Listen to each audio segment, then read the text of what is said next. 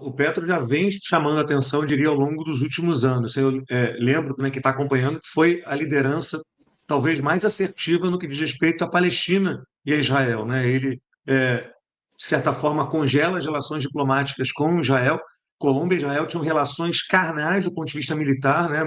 Bogotá comprava muito material bélico israelense, também num contexto de enfrentamento às Farc, e ele faz declarações duríssimas, sofrendo inclusive críticas por parte de parceiros como os Estados Unidos. Então, não é, de agora, como você bem coloca, que Petro começa a se apresentar como uma liderança progressista.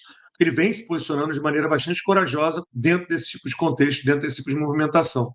É, Me parece, Anderson, e aí eu acho que a gente vai precisar talvez de mais tempo para analisar, mas do ponto de vista prático, o governo Lula, pelo menos na minha opinião, ainda olha com olhos dos primeiros mandatos um mundo que não existe mais, né? Um Congresso brasileiro que não existe mais, né? Então, se a gente for olhar do ponto de vista prático, as figuras que estão tocando as relações internacionais do Lula hoje são figuras como o Celso Amorim, que acho que ninguém duvida aqui da capacidade, da integridade do Celso Amorim, mas que me parece que, nesse momento, é uma peça um pouco deslocada de um mundo muito diferente, né? De um Uhum. mundo que, de certa forma, funcionou para o caso brasileiro ao longo dos dois primeiros mandatos do Lula e que agora, né, o que a gente tem de grandes movimentações dentro desse tipo de contexto, né? E aí, de novo, o Lula, desde o seu primeiro momento no governo, desde a primeira vez que chega ao poder, gosta de enfatizar esse papel mediador do Brasil, né? Um país que conversa com todo mundo, que consegue sentar com a China, com os Estados Unidos, com Israel e com a Palestina, que conversa com o Irã, com a Turquia para chegar a um acordo nuclear, uma série de questões nesse sentido. Isso me parece, nesse momento, que essa capacidade mediadora do Brasil está cada vez mais complicada, né? Está cada vez mais difícil de ser implementada. Então, o Brasil tentou participar dos acordos de paz da Ucrânia, não tem sido chamado para esses grandes debates.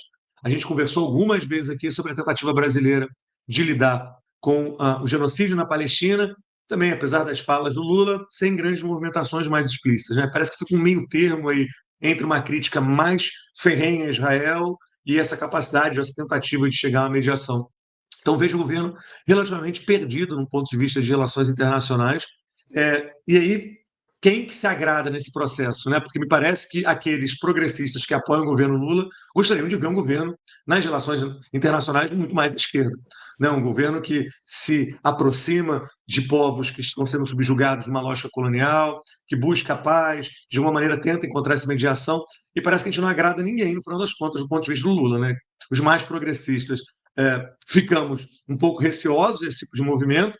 Do outro lado, a direita vai reclamar sempre, vai dizer que a gente abraça a ditadura e coisas desse tipo. Então, é relativamente, eu diria, um momento não muito bom para as relações internacionais brasileiras dentro desse contexto. Né?